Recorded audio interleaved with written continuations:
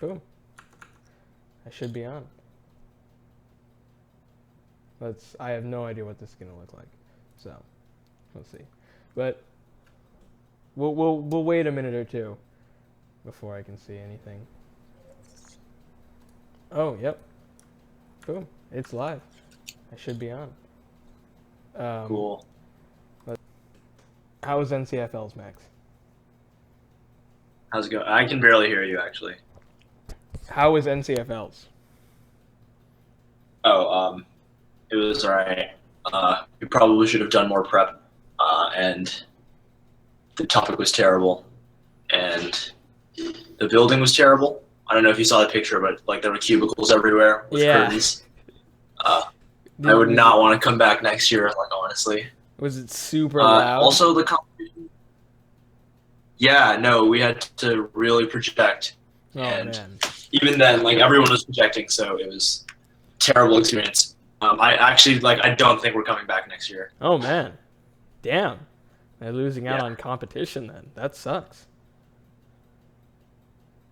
Yeah. That's right. I'm hearing you. Yeah, sorry, I don't know. My mic might be a little low. Let's see if I can turn it up. But yeah, if they're losing out on competition. I mean, how was the competition this year? Did you just ask how the competition was? Okay, Yeah, I'll assume that's what. Yeah, I can barely hear you. It was. Let me move really quick. Here, can you hear me better now? Yeah, it's much better now. I don't know what you just did. It's all good now. I think the concentration of good teams was like there were a lot of good teams, but not too many great teams, and a lot of like not good teams. You know what I mean? Yeah. I feel you. So it's not anything like what a national tournament should look like then. No, and I think that's why it's only worth 150 points on debate rankings. Debate rankings is just based off the size of the tournament, though. But there were way more than 150 people here. Oh, really? Okay, then I understand. I think they undersaturated the points because like it's NCFLs. I think it's probably like accurate. Okay, yeah. This is Alan's on stream too. I don't know if you can see him in the thing. Yeah. So other than that, just go through, I suppose, the tournament because I wasn't there. I've never been there. How do you qual? I actually don't even know how to qual. I think Matt's might have dropped, but so basically, what you do have to qual, like you have. It depends district to district, but basically through your local diocese, you have to set up like a qualifying tournament. Like basically, you have to have some sort of Catholic school or something like in your local area, and then they register with NCFL, and they create a league that you can qualify in, and then based on like any other qualifier, you go to a tournament, and then based on how many schools are in your league, you get that number of qualifiers, and you can come to the tournament. So it's like a point system then.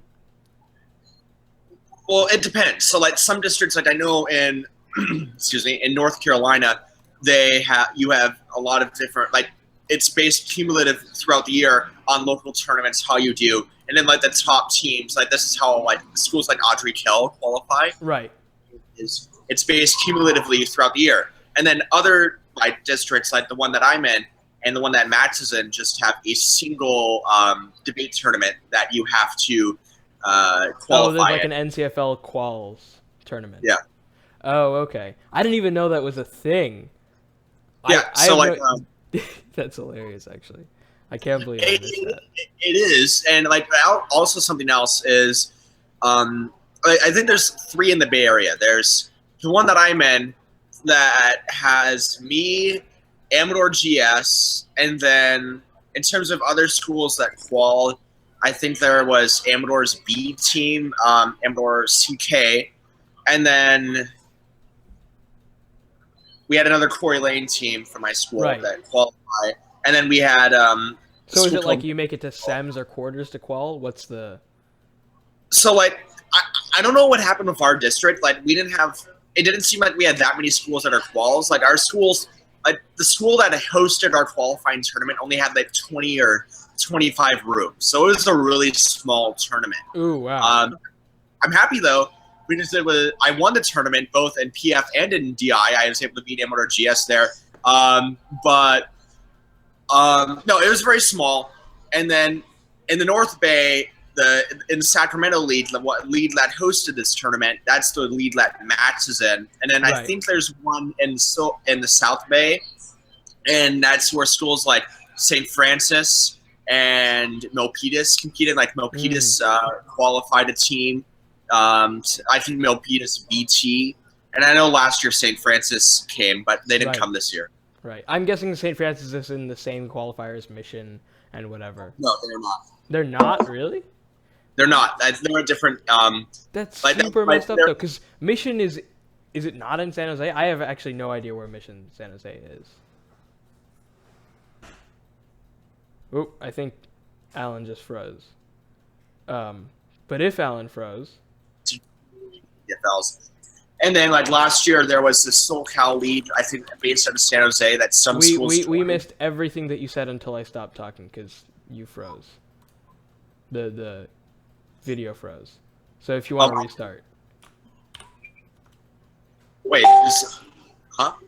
If you want to restart what you're saying, cause okay. Yeah. Like just from the beginning. No, from whenever I asked like where is Mission San. Okay, so Mission San Jose is in the East Bay. You're right. I thought it was in like San Jose. Yeah, I know. Mission has to go all the way up to Sacramento for their qualifiers actually. Ouch, that's horrible. Yeah, and like they also have James Logan up there, and then they have like teams like Davis that they're good, and they have a lot of potential for next year. I know they bid at they won SCU this year, and then they also bid semifinals at UOP, and then they did decently well at TOC. So they have a lot of potential. Max, I didn't realize that Mission was in the East Bay. Yeah, well, we are. I thought it was in like San Jose because it's called Mission San Jose. But... Nope, we're it's in next. Fremont. It's next to the San Jose Mission, which is in Fremont. As Matt said. That's misnomer. Oh my god. So then I'm just showing this to the stream to put it in context. So this is where Mission San Jose is, and then like way across, if you draw like a straight line almost horizontally, you get to like Nueva in like San Mateo area, because we're somewhere here. Somewhere. I have actually no idea where my school is in regards to a map. I just know how to get there on 280. But regardless, that's just a tangent. So I learned at least how to qual to NCFLs because hold on. Sandeep stream. I just want to say hello, Sandeep. You can go on, Zubin. Sorry. Go ahead. That's fine. So I learned how to qual to NCFLs. I didn't realize we had to go to a specific tournament. So that's new. What else? You guys are qualled to Nats too, right, Max? No, Steven and Vash qualled, and we lost the go around. To like Leland, right? Yeah. Sorry, where? MIDI. Oh, okay. So is MIDI qualled then? Yep. Oh wow. MIDI hasn't. I wonder what like tournaments MIDI has really rocked this year. I don't know of any tournaments that. They won Logan, but that was like the same weekend as Stanford. Yeah, Logan. I mean, St. Francis was at Logan though, right? So. Yeah. So that makes it a little bit better. I think somehow Alan muted himself. Whatever. What else? Sorry. No, you're fine, Alan. Hotel lobby slide. You're fine. Anything else you have to share about NCFLs? I have no idea how it works. Is it nice having 3 judges on a panel? Sorry. So yeah, I was in the hallway earlier outside of like some hotel room, so I had to like migrate. There were people in there, so I don't know what I missed. I know Alan's in the stream now. Yeah, Alan was sharing how to qual. Questions? NCFL, okay, so like in terms of it being actually run, like I think NCFLs is fairly efficient, especially for a national tournament. That being said, probably the reason why it was efficient is because of things like no disclosure, no results in between prelims, double flighted. That's less of an issue, and then just I don't know. It was well run in terms of it being on time. but we debated in cubicles, which made it really hard to debate. Yeah, it's like Berkeley extemp. Yeah, sure. I feel you. Berkeley extemp was horrible. I understand the situation where you're debating in cubicles. That I fully empathize with. Yeah, it was like you got used to it, and it was better than I thought it would be, but it was pretty bad. I mean, Well, I don't know, it Max. explains why you guys broke, so that's something. We did break. That's because nobody else could probably hear the team that you're against. I'd be curious to see how we did do in prelims. Yeah, we broke and then we hit Hatley. So rip Corey Lane, but Ackley is such a good team. That's a long trek to like Sacramento for some NCFL tournament. What state is that? What state is Hackley in? I don't know. Yep. I can look it up. I know they're northeast. Yeah, I know that they're an East Coast school. It looks like, if Google Maps is directing me to the right Hackley school, they are in New York. Connecticut? New York. Okay, they're very close to Connecticut. Yeah, so they're a New York suburban private school. So it makes sense why they can trek out to, the West Coast for whatever they want. So to put it in context, this is where Hackley is. Over here. Way the hell in New York. What else? Okay, so how many debaters are at NCFLs? How many qual? I think somewhere around 300. Jesus, that's insane. That's a lot. That's a lot of. A little bit. It's like 270, 280, but just round up to 300. That's like one of the that would be the biggest tournament in. At least one of the biggest tournaments, right? Yeah. So like imagine like 200 debate. No, not 200. Like 150 debates going on in the same room, and that's just PF. Like they also had LD and policy, and it's all in the same room. And so that's rough. You had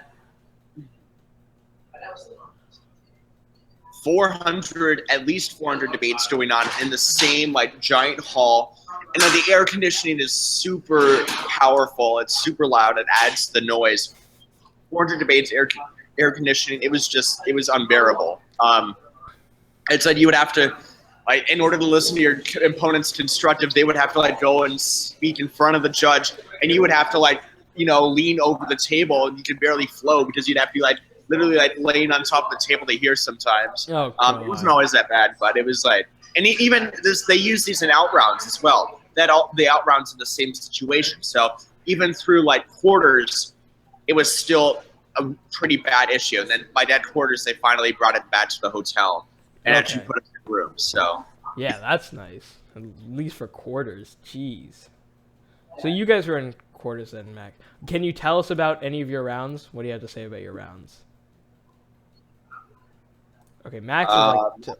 I get a black screen for Max, so I don't know what's happening there. You can tell us about your rounds, though, Alan. Just walk us through them, I guess. Yeah, I mean, most of to be honest, most of the schools who we hit in prelims were kind of they're probably they're on I didn't know them. We hit Merrimont Ridge in round 1, and we had a flow panel. We did it lucky with judges. I heard that. Yeah, because you have panels in prelims. That's really weird. You have panels in prelims. I don't know if I don't know if I necessarily like that idea, because it also creates the precedent of you break based off of ballot count versus speaker points.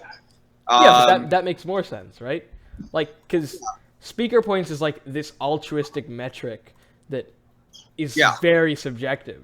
So, like, even flow judges will split on like what speaker points do. So, or like what speaker points to give. I mean, case in point is Max getting decent speaker points, because since his connection dropped out again, he can't defend himself.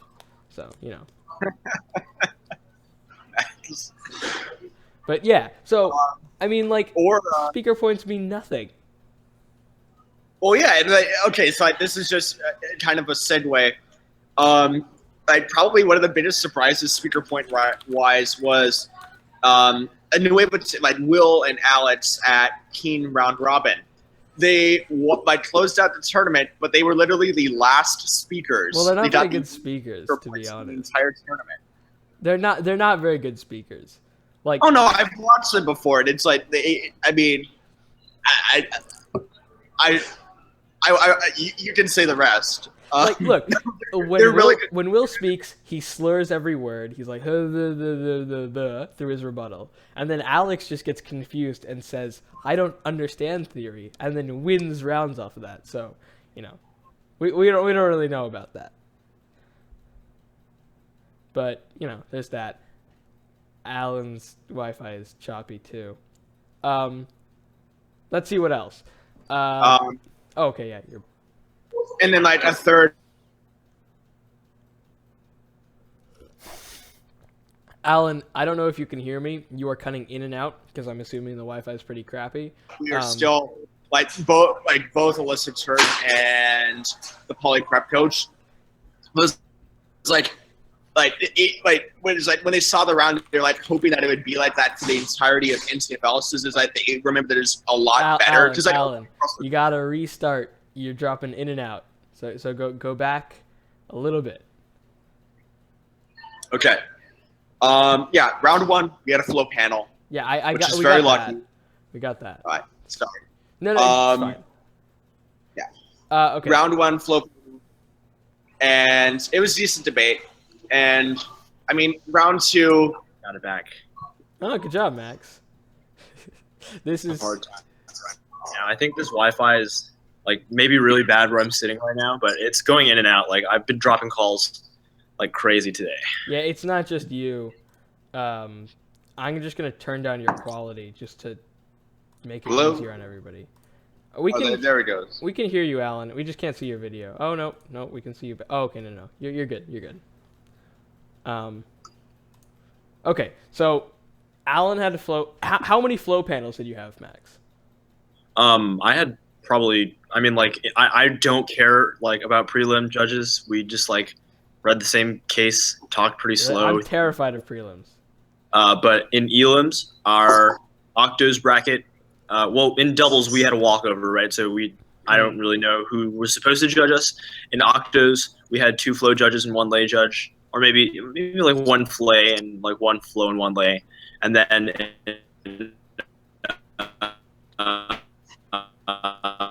Okay, I hope this isn't just me. In quarters, we had 1 flow. Okay. You really don't mind like prelim judges? I am terrified of prelim judges because I'm just afraid of not breaking. I think that like at a certain point, at least at this tournament, like there's just like this optimal speed, or there's like a sweet spot where you're just basically trying to hit like about not too fast, but like not too like slow either. I think it really doesn't matter who your judges are because the quality of the teams here are only to a certain degree that like it wouldn't matter how much you adapt. Does that make sense? Like yeah, I probably didn't explain it. I get it because there like at some point nobody cares enough to read like super flow cases, and it's not necessarily like you're not gonna have the layest case. So I get that there's a middle ground. I don't know what's going on in Alan's video, but and I mean we wrote at like 4 a.m. Friday. Yeah, I saw your Snapchat story. Yeah, writing your cases that late is never good. But then again, it's an off month for a tournament. Like, I guess 300 teams went. I can't hear anybody, so I don't know what's happening. But it's an off month for a tournament. I just can't see you. Speak. Hello? Okay, I can hear you, so you can talk. All right. Oh, your video's back. Okay. But yeah, it's a hard tournament. It is. It's very because like after TOC, especially like the really good teams that do well at TOC, like they become kind of complacent. It's like, oh, I'm just like slacking off. I don't really care. The important tournament already passed, and then Like the teams that don't do well at TOC, they're either wanting to redeem themselves or it's like, I don't care anymore. I'm done. Yeah, Max, and then maybe you can speak more to doing okay at the TOC and then saying, I don't care. It's not even that we're like tired or like complacent or whatever. We just have like way too much stuff to do. Like this is probably our crunch week for school, at least at Mission. It's like right in between. We had like finals, APs. Well, we had makeup APs, right? Because we missed tests for TOC. And then we had like a bunch of group projects assigned. I think at a certain point I had like 6 group projects in like my 6 classes. So we just really didn't have any time to prepare. And like this topic sucked. Terrible. I hated it.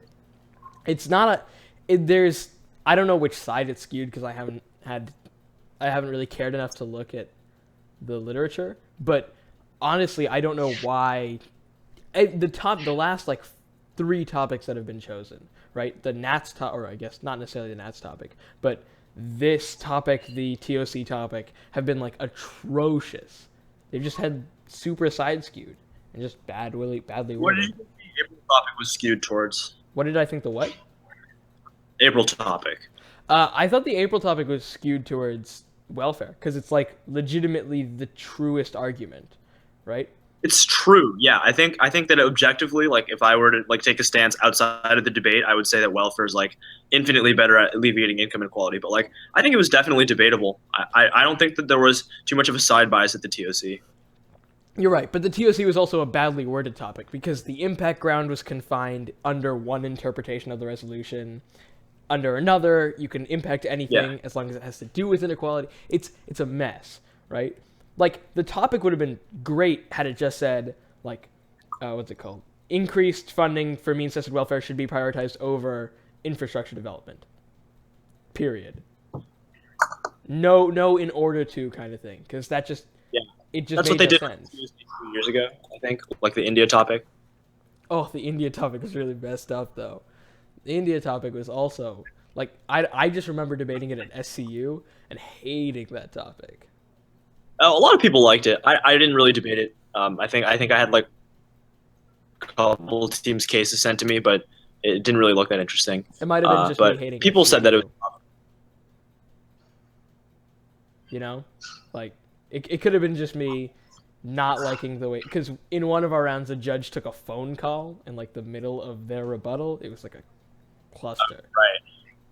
Probably already voted for the other team. Whatever. Yeah, I don't remember that round. I'm fairly certain we lost though. I think it was Matt and I debating, and we went like 1-4 or something like that. It was atrocious. SCU was a really crappy tournament from many aspects, but I mean they're really trying to improve. Yeah, and they have improved like year to year, so I respect that. And people are playing. Yeah, no, them trying to improve is fantastic. I mean, the fact that they run a tournament is great anyway, right? Yes, absolutely. And it's like even like year over year, it's been great. And like I know like Tab Room itself is like there's a lot, like I know some people on Tab who like trying to do a really good job of improving. And I know there's a post about this on Reddit a few days ago, I think. But I mean, in general, I think the biggest reason why SCU has a bad stigma now is just because of like you're debating in one room and like they don't even like put up the barriers that they did at NCFLs. They just have you debating on like picnic tables in like a hallway. Yeah, that's so. I mean, I think there's other reasons who has like a bad. I think it always runs late. The competition's not that good. The judging is not that good. But I mean, if it's getting better, then that's fine. But like, only have a problem with big rooms. Yeah, Matt, I think you need to come back next year and win it to defend your championship against Leland. You're the only one who can challenge Leland now, or else they're going to continue a perpetual cycle of closing out that tournament. Leland closed out SCU? What? Yes. Oh. But I don't want to put a damper on Nueva's closing out this year, but you said I'm not going to. I mean, if you can close out SCU, you can do anything. Sure, we'll go with that. We'll go with if you can close out SCU, you can close out anything. Yeah. No. It looks like people on like YouTube want us to talk about the final round? Yeah, go for it. I can't give any thoughts on it. So this was Polyprep EH versus like American something. Delbarton. Is Delbarton. Delbarton. Okay. So yeah. Okay. Matt, are you? I was sitting right next to Alan during the competition while it was happening, and I think we generally share some of like some similar thoughts. I thought that I mean, to preface all of this, like I'm not really like operation on the topic, so a lot of the literature probably went right over my head. The only reason we did well was just because we just stuck to do anything else, and I thought that was different in this round.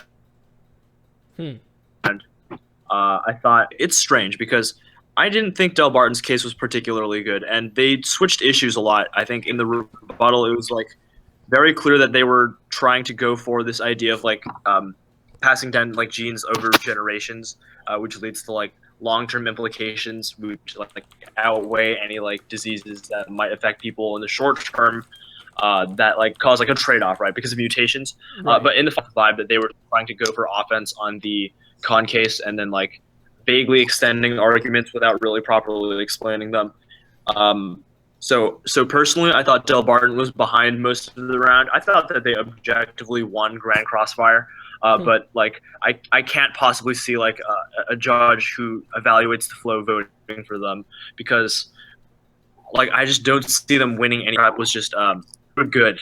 They had a lot of evidence in like response to the arguments that actually mattered, and for the arguments that didn't matter, they just I guess they just have a good idea of like what Delbarton was, their strategy was. So I think they put time in all the right places. Yeah, I mean Polyprep is like a fantastic team, right? So they're really smart. Yeah. Like they're one of the few teams that I believe are like one of the more intelligent teams on the circuit, because there are teams that like do well that just have insane prep and are just great at like answering arguments they've heard before. But to like understand, like truly have a knowledge or an understanding of the arguments, it makes a lot of sense. Like it helps a lot. Like way ahead of the game on the circuit. I think compared to the other teams, they actually have a strategy that they know how it's going down to certain issues in every single round. And like that's just what you need to do in PF. Yeah, that's one thing that amazed me. And like, so when we were at Bronx in my cross in Griffin's first cross, the first question out of like Ethan's mouth was, so this was on like the reps topic. His first question was, this round is basically going to distill to discourse. So let's talk about that for the rest of the debate.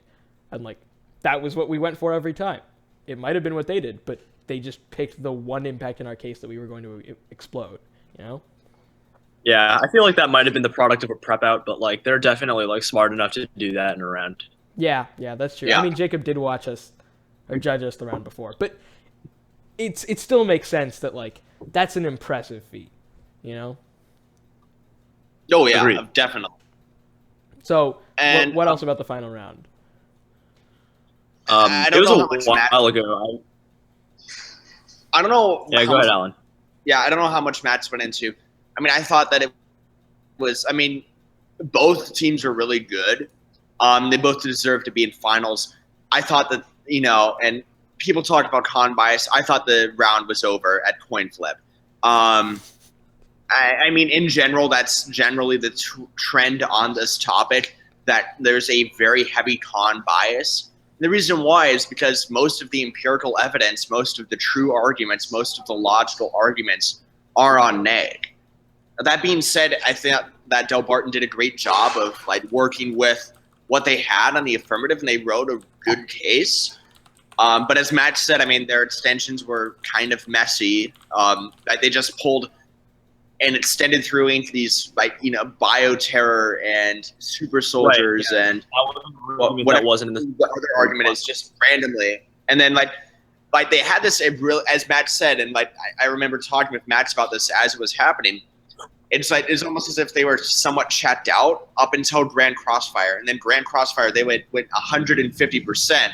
Huh. And like it's like if they had that energy, then it would have been a much closer debate, in my opinion. They got the second win.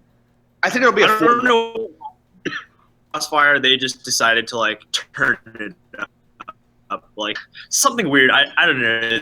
They must like been ready to wake summer. They were just in like really perfectly, and they almost shut down like a lot of Poly's case in the Grand Cross. I was a little bit worried for them, but like obviously judging, it was like for them to like try and turn it around. Strange, like sexual round itself. Right. Okay. That's the problem though. Like, you can't start making good responses, even if they're great responses, in Grand Cross. That's like crazy. If it's any semblance of like a flow panel, like I don't know what they're gonna do about it. That's after summary. Sorry, I just missed what you said. What did you say, Max?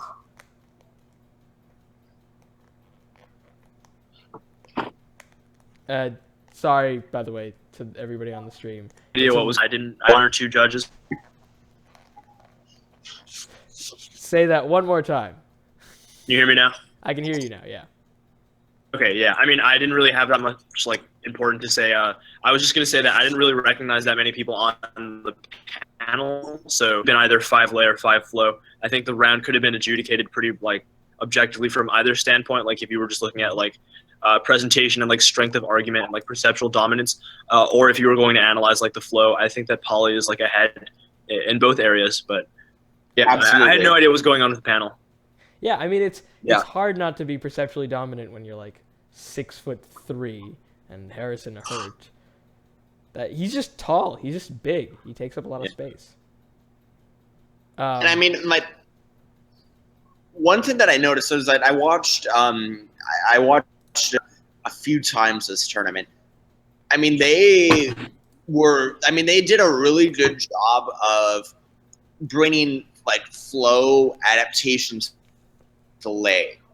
Like there's always like a few teams on the circuit that's really good at really making like striking PF at what it should be, which is lay, but with a like basically flay debate. And like teams that I think of that do that are like Hackley SF, Fair, and Poly Prep and like at NCFLs. Like Aton did a really good job with case rating. He just like in like Poly Prep AA did this throughout TOC. If you listen to any of the recordings of them that I post, then I mean it's just they have really good case rating, very lay case rating. And then it's like Harrison, he brings in like jargon and speeds up a little bit in rebuttal, but it's very easy, in my opinion, for someone who's a lay judge to follow along. And I think that's why they excel a lot. Arguments are very intuitive too, so it's a lot easier to keep up with what you're saying.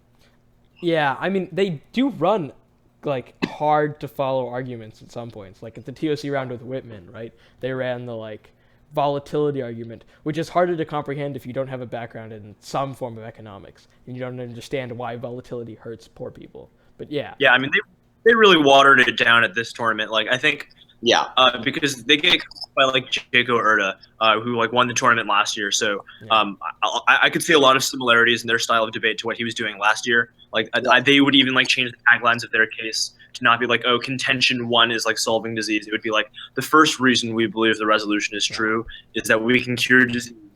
And I don't know, I could stuff that they picked up on and that they changed from like the TOs or their normal style of debate. That's just being smart, you know? Like that's just smart debating or smart it's not hard writing. Yeah, no, it's not very difficult. That's one thing that like everybody should do. Like have at least, if not multiple case versions, cases that are very easy to follow, you know? And don't separate like your impacts and warrants, whatever. Anything else you want to add about NCFLs other than it being not a greatly run tournament? Well, let's wait for results to come out because they haven't released anything yet. We don't know who went like 4-1, 5-0. Ballot count also like not out. I would be interested in seeing that. Yeah, and it'll also be interesting in like bracket wise in terms of, I mean, just teams that like if outrounds have been different. What I actually found personally is like I had mostly flow in prelims, and like my one out round was all lay. And like in general, like I noticed that like talking with some other teams is that they had a lot of flow judges or just got lucky with flow judges in prelims, and then their panels started becoming more lay and out rounds. So I don't know why that was, but it's just kind of an interesting observation. I don't know if you had that at all, Max. Of my prelim judges, I think in elims I had like a pretty fair mix of both. Yeah. I mean, that makes sense. Like, any tournament is going to have a mix of flow and lay and flay and whatever. Right. You know? Yeah. We just hope that the national tournaments tend towards flow more than lay, because the guarantee of ballots is a lot easier, you know? Like, it makes it a lot nicer. Yeah?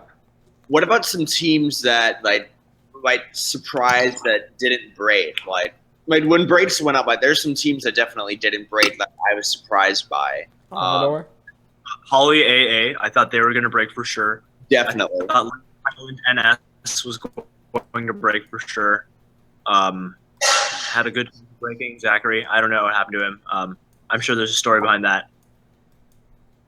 There were a lot of people that didn't break. Yeah. Pinecrest, Amador, GS. I mean, oh, that's right. I mean, Amador was in the same boat as us. We just did no prep at all. It looks like this is the kind of tournament where doing a ton of prep and doing like an okay amount of prep, there's not much of a difference between the two. Well, I mean, like, I know Archery, Cal, and Polyprep did like a lot of prep for this tournament. I was talking to Chase like before the tournament happened, and he said that he was planning on doing like more prep for NCFLs and TOC because he just had more free time, I guess. Yeah, I mean, some schools get out like a week before the tournament. And obviously the result. There we go. Yeah, I mean, if your school is out, right? I guess like Max, you're still in school. I'm still in school. I don't know about Alan. But if your school gets out early, it's like way easy to do a ton of prep, you know? So, yeah, I mean, I think prep helps to a degree at this, like, tournament, but I think you just need to, like, stick with what arguments you wrote and just not worry about the other team's case tournament because, right, yeah. Fluency with arguments is really important, right? Because if you have no idea what, like, this is the problem that Griffin and I have sometimes, where I don't read the cases until the night before, or until, you know, when Griffin stands up and reads them, which means when I'm in rebuttal and I'm trying to cross-apply, I have no idea what I'm saying, like, absolutely none. So, there's that, and just explaining things in Final Focus sucks. Yeah, well, it was easy for us because we usually write our cases like a couple minutes before the round starts. Yeah, so you get that good, you know, last-minute, short-term like memory. Fresh in your memory, yeah. Yeah, that makes sense. Makes sense. Let's see. And any last-minute things about NCFLs? Because if there isn't, then we can talk about whatever else the stream wants us to talk about.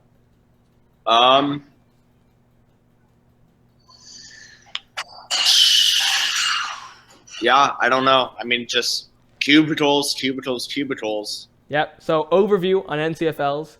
It doesn't have enough rooms. It's not super well run. The judging is okay.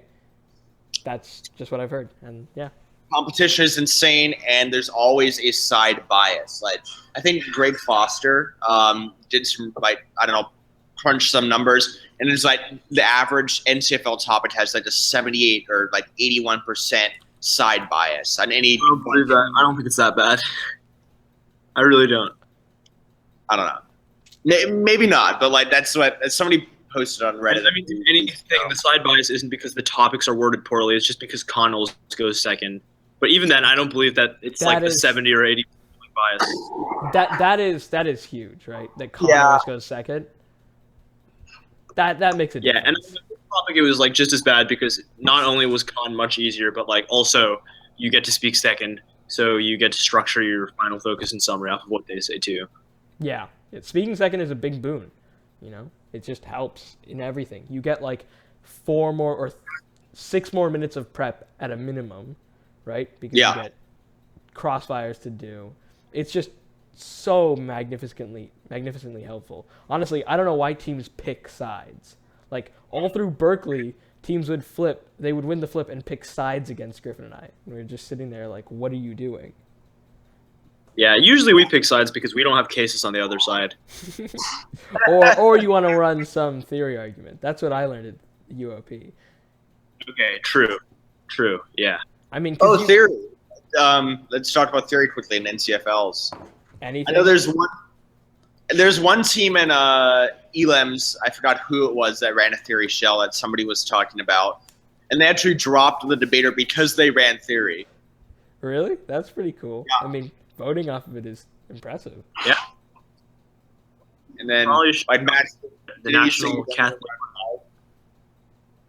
Yeah. So in round 5, we hit Boca Raton LS, and they so the topic is like human genetic engineering, right? So their observation 1 is it says human genetic engineering, not the genetic engineering of humans. And so the implication is that anything that humans engineer genetically is like within the topic's like scope. And so they read like a minute and a half of GM food. And so I think they were sort of trying to bait theory out of us just to like, I don't know, position themselves in a way that like the lay judges just are totally like lost. But I mean, we did it anyways. And I'm not sure, like that's the one round I don't know if we won or lost because we were both 4-0 going in and both teams broke. So like for all we know, we could have lost or won because of that. Yeah, I mean that makes sense. That's so funny though. That sounds like something that we would do at the tournament. Just talk about anything that relates to humans and genetic engineering. It's fantastic. Yeah, and I mean if it was the TOC, I would have went online and I would have gotten like back files from last year, but we really just had no options. Otherwise, I totally would have like engaged in that debate. Like Yeah, I would be ready to have that. GMOs pretty quickly. You know. Okay, we can talk about predictions for Nats because we can go from one national tournament to another. I don't think the Arnesons will win. Like they can't because there's such a huge judge bias against them. Nobody wants them to win. Like the Nats. What would this be for a third time? Yeah, I really believe that. Is there really that big of a judge bias? Like, oh yeah, I'm 100% sure. I think it's half the reason they lost to the TOC too. Like, I mean. Like, it's not like a conscious bias, like, I have to drop this debater. It is like a, look, this is crazy that they're winning for a third time. And, like, so you look for reasons to vote for the other team first when perhaps you should do the opposite, right? Yeah. So it's like a very small bias, you know? So in closer rounds, I think, like, ties will go to, like, not Whitman, you know? I mean, I was talking to Devesh a while ago, and he made the argument that you're referring to, but like he's also, I think he's right in saying that like the name recognition also helps with like judges. So like he said that it balances out, and I'm sure that it's not as like simplistic as that, but like a lot of judges do hack for you if they think that you're like supposed to be a good team. They're like predisposed to believing that your arguments are more true if they think that like, oh, this team has done well before, so obviously they know what they're doing. But yeah, I think especially at nationals, that's going to be like working against them. It'll be out. You think it's going to be? I think actually like in later rounds, I don't know what the national panel looks like for judging, but for like nationals, because from what I hear of nationals, there's a lot of lay judging at the tournament. There's a lot of teams that like you normally wouldn't hear of that are qualled. So they send judges that aren't used to the circuit. And in that case, if you know that there is one team that has just been historically the best, you're more likely to vote for them. I think Devesh is right in making that argument that it might balance out.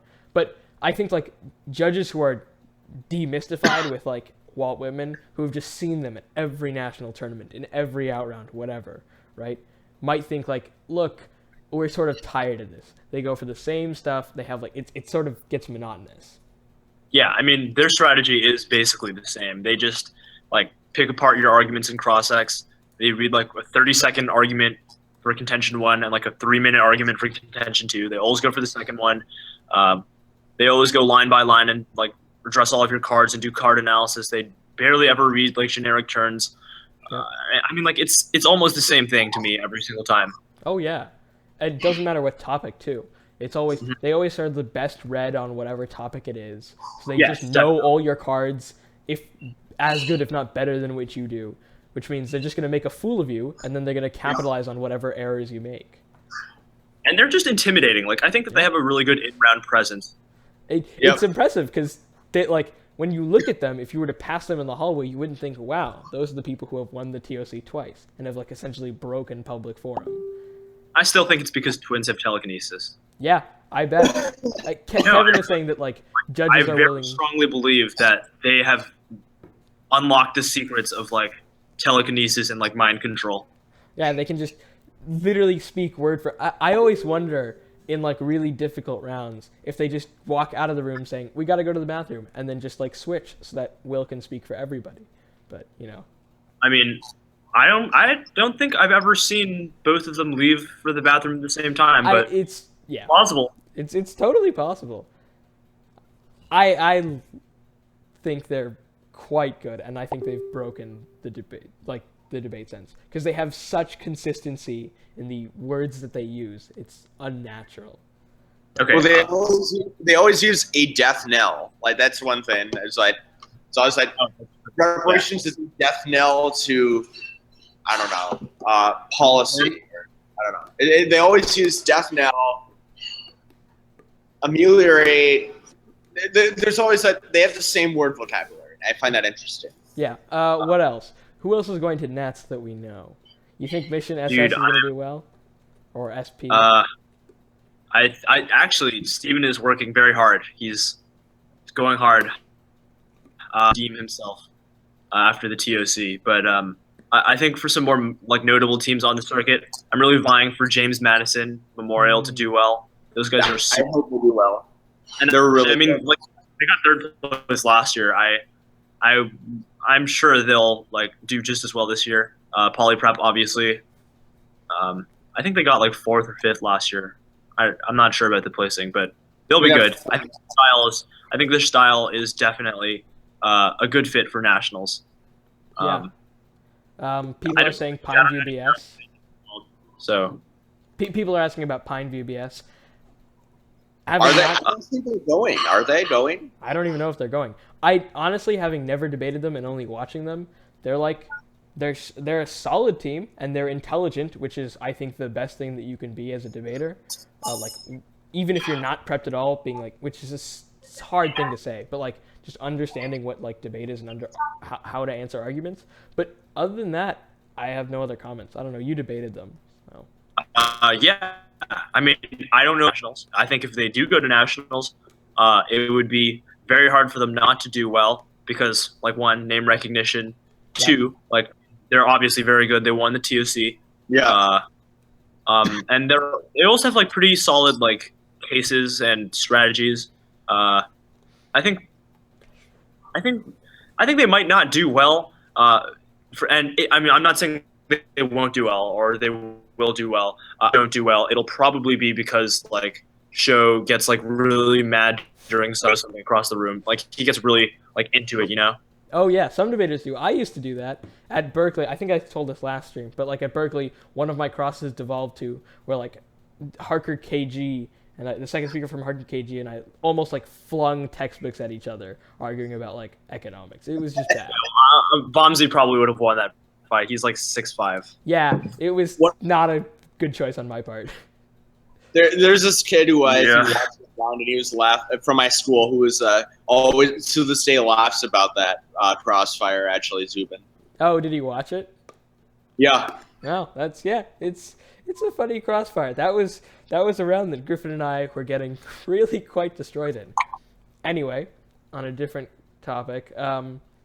So Nats will be fun. Nats is always a weird tournament because you have like some mega powerhouse teams, right? Like because you have like New York with the teams that they qualify in, I guess Whitman and whatever.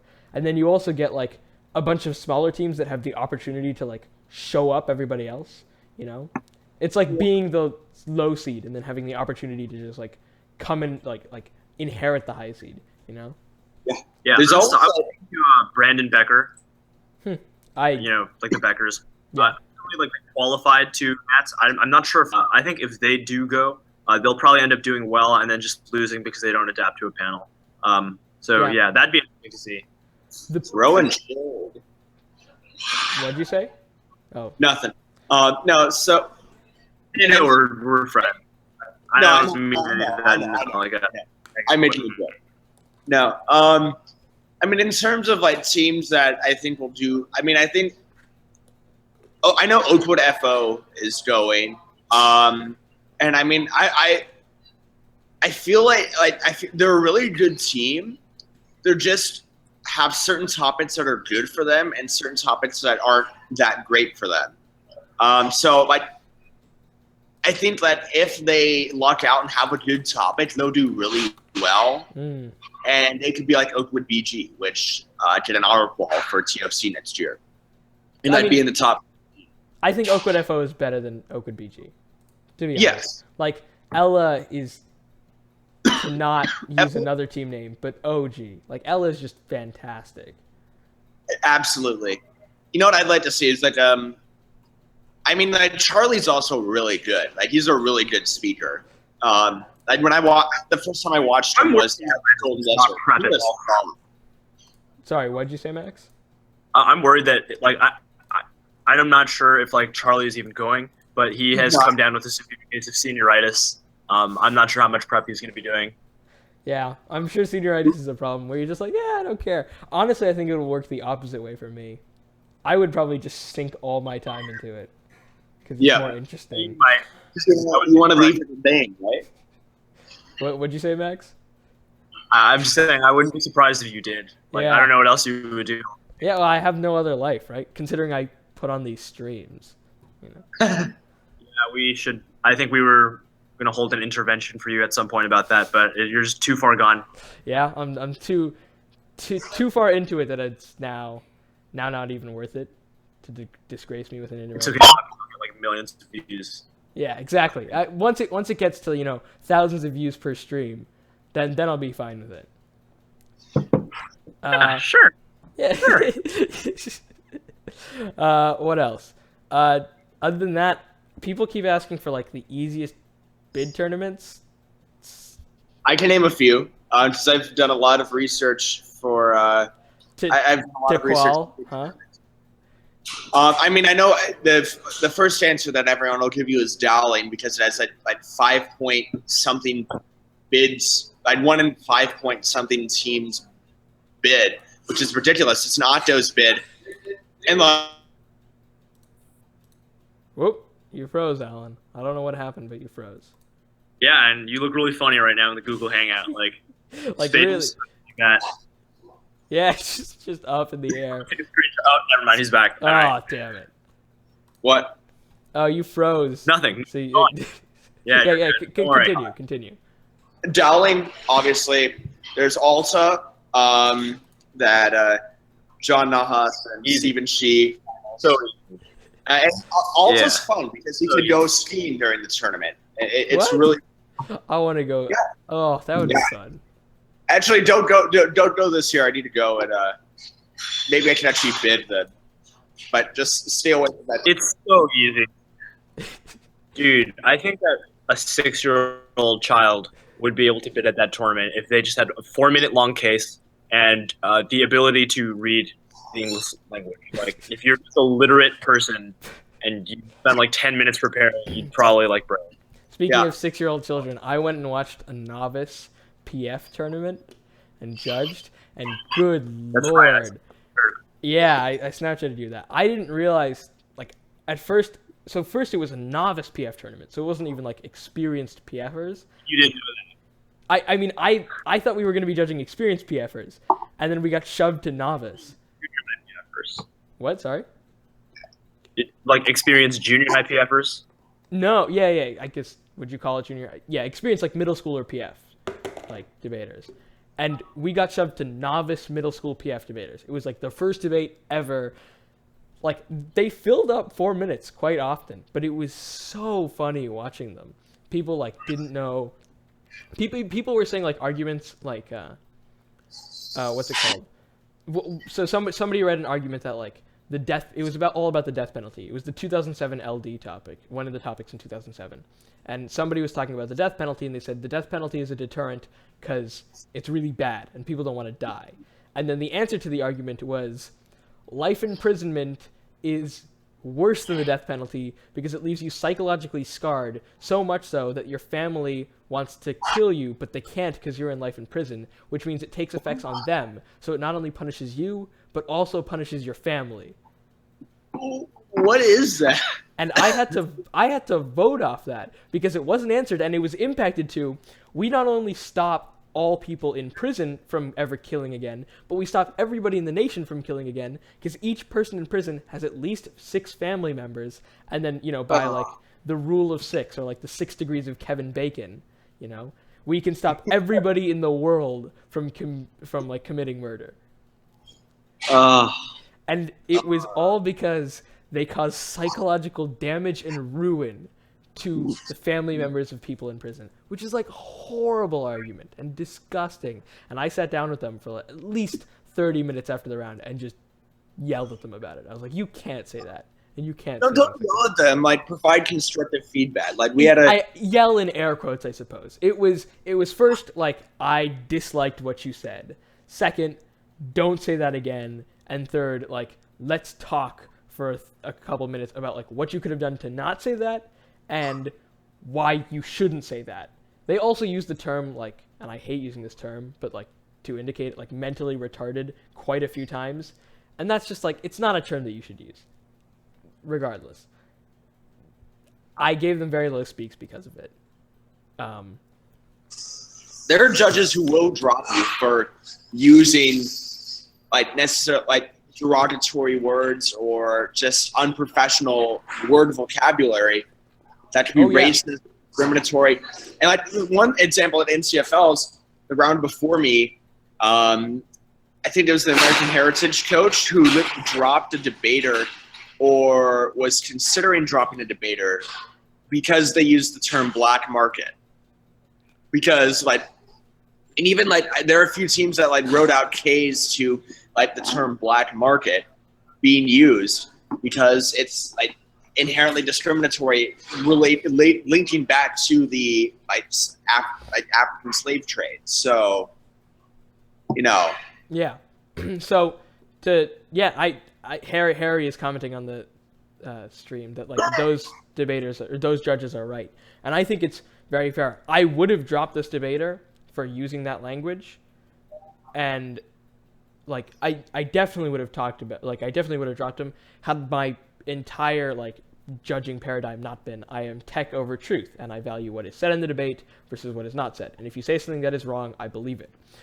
To which I've now changed my judging philosophy to add something like, if you say something that is blatantly offensive that I am offended by or somebody could be offended by, to the point where like you're saying they are subhuman or whatever, I will drop you, right? Yeah. And it's like, and that's also something like,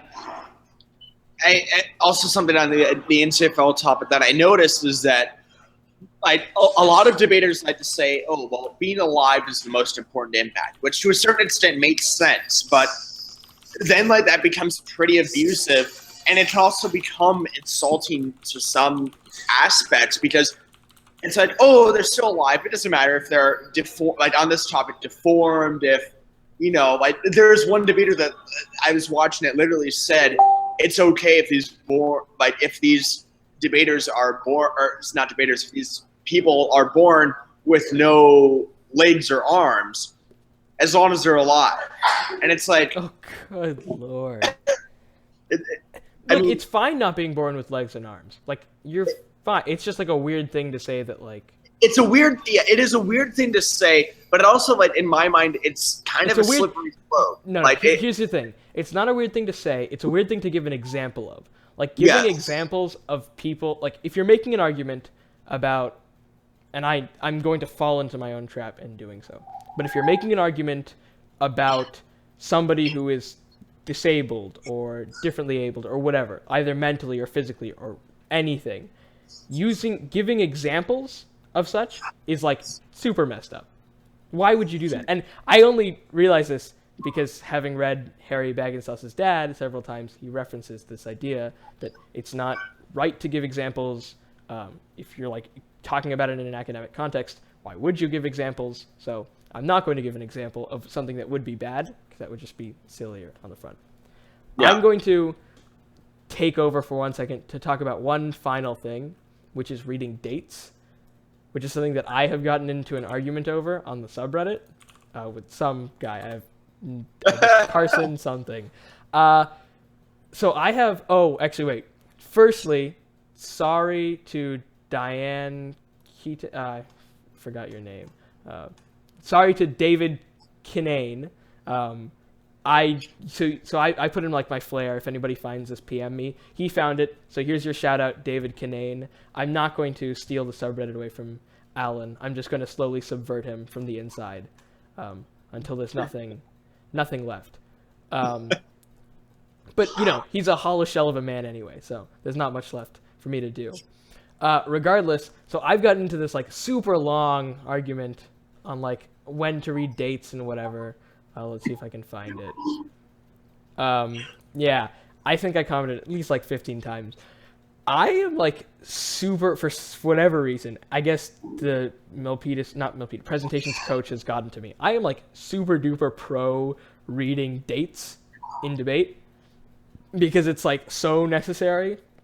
Because on the globalization topic, on the reparations topic, on the, the infrastructure topic, on almost every topic, we have had people debate us reading cards from like the 1920s and the 1930s saying like, oh, this is something in the globalization topic. The United States wants nothing to do with China. And the card was actually saying the United States wants nothing to do with the Orient, which first off, horrible use of the word Orient, because you shouldn't use that word. But secondly, it was from the 1900s, which makes sense, because the United States didn't want anything to do with the Orient, or China, and that region in the 1900s, because we were literally like a protectionist state then. And they read it as if today you didn't want anything to do with that, which is stupid, wrong, and literally a lie. So I don't see why like you wouldn't read dates. It takes 50 words extra in your speech. It can't hurt you that much. It wasn't Slutsbomb. I'm forgetting his name right now. I think he was elected president of the Catholic Forensics League. But yeah. I know Brandon Garrett, and then I know also Brandon. Yeah, but it's so crucial to read dates, and like I'll read you the arguments that against it. So one is like criticizing me at least for overwhelming people with like date theory. Okay, Griffin and I did read date theory in 2 rounds. We did speak quickly through date theory, and one judge did buy it and essentially vote off of it at the TOC. But it's still not why we read it, right? Like, the understanding has to be we read date theory to make you change your attitude. Me coming up after the round and saying, hey, read dates on your cards next time, isn't going to help you if you won the round, because then your impetus to change is so little. You basically then think, well, I won the round, so why would I change any strategy, right? It's like you learn most when you lose, so we're going to make you lose so that you learn, right? Other arguments were like, dates aren't crucial on topics, which is like crazy. I asked for examples. I've not found one where dates aren't crucial. And the final one is like basically capitalizing on like, I guess this is the same thing. I guess the only argument that's been presented against me is like reading date theory to win, right? And to some degree, I reject that notion of like reading it as a pure justification to win. But who cares? Like, honestly, who cares? If you win, you're still fighting the good fight, whether or not your morals are wrong, right? Exactly. And then, like, even then, like, that's kind of dodging the question. Like, if you're like arguing that we should put dates in a case, then if that notion is true, then you should never have to run date theory. Like, date theory is irrelevant if, like, the question is whether or not dates should be in the case. Like, and if anything, you solve bad, because if you have dates in the case, then you don't have to run date theory, and you like skip that whole mess. You exactly. Yeah. Give me less work to do and make the debate better. On top of that, yep. So Harry's saying like talk about paraphrasing. Literally, I don't get why people like. I try as much as I can in my blocks not to paraphrase. For some things, it's very hard not to. If I'm trying to explain the methodology of the study, or I'm trying to say that they use like a panel data interpretation, I have to paraphrase, because perhaps that line exactly isn't in there. I try as much not to. But if I'm citing a statistic, if I'm giving a percentage, if I'm reading like a quote from the card, I am not paraphrasing, because that way there is no chance of me misrepresenting. And one thing that I try to do in my one thing that I try to do in my rebuttals is like literally say like blah blah blah blah blah, quote something something something, end quote. Yeah. Just saying the quotes out loud, not only one makes like the card seem more reputable to the judge because you're like directly quoting, there's like a harder chance that you're misciting, but you know, whatever. And to say that reading theory versus unknowledgeable teams is bad, it's not, because the outcome is the same, right?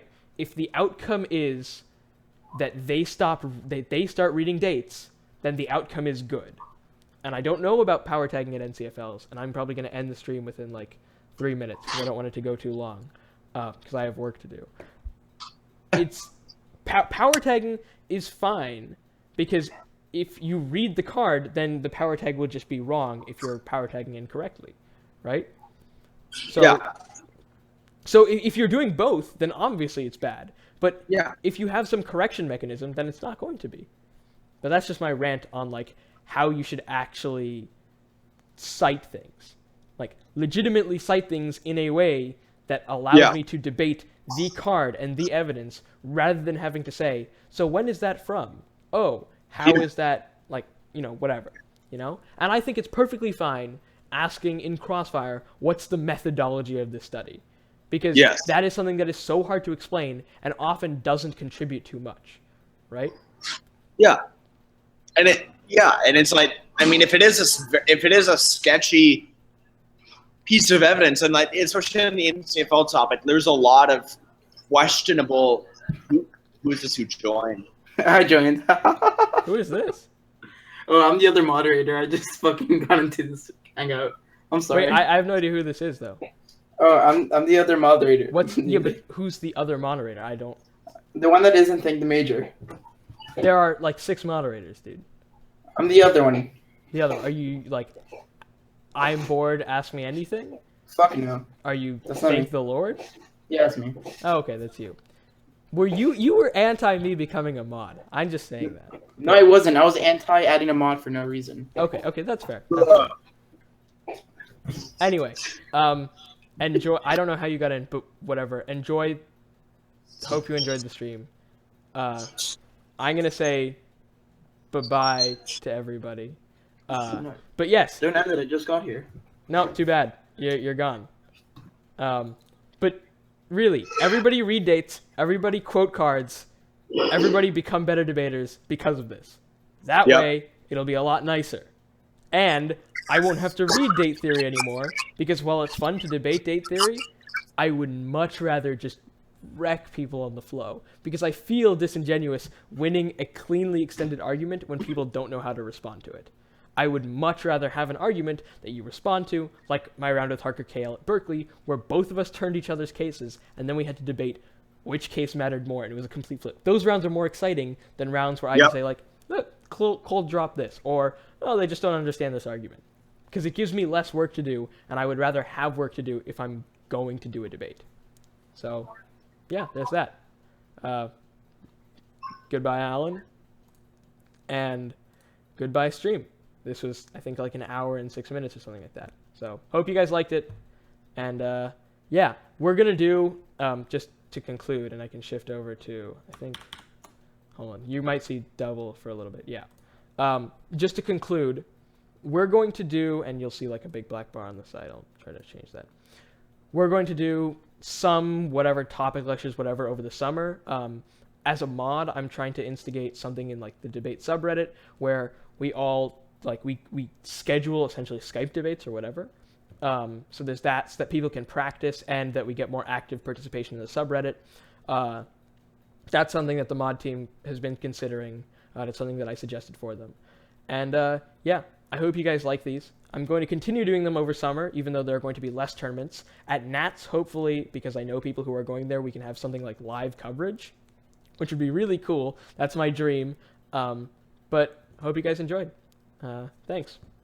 Oh, and you can like vote with liking it in the video, or because I don't want to send out another survey, and I want to know whether or not this format is better than like highly scripted, and how you liked the setup with like my face on the right side and then like the crappy video quality on the left side. So just tell me down below in the comments and whatever. Thanks.